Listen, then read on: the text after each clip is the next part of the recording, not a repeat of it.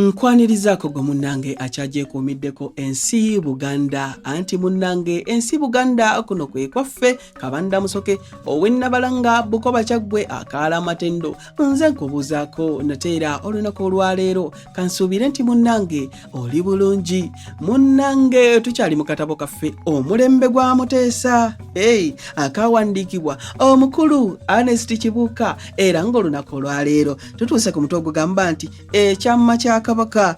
Kabaka ki? Kabaka Muteesa ow'okumeka ow'okubiri. Otulakalira munnange mbikutuuseeko.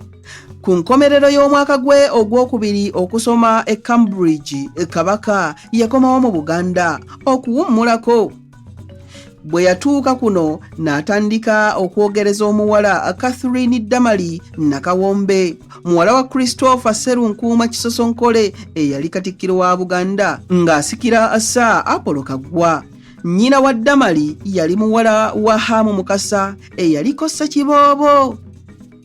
Munnange Damali yali muyigirize bulungi nga yasomera King's College Buddo era nga yeddira nkima. Tewaali kigambo kyonna kyalangirirwa mu kiseera ekyo kubanga ekyama kyali tekinnajja.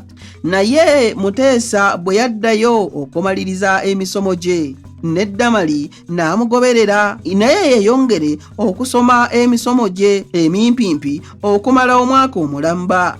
Naye teyalinga wamu ne Kabaka.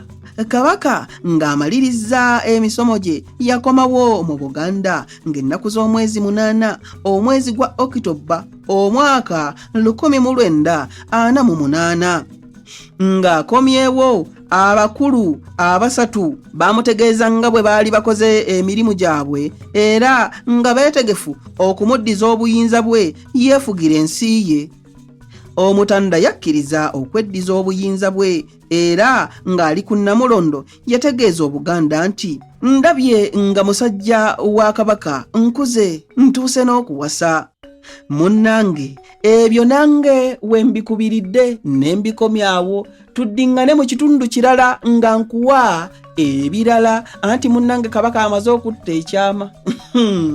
Munnange kanzire Nnabalanga Bukoba Kyaggwe.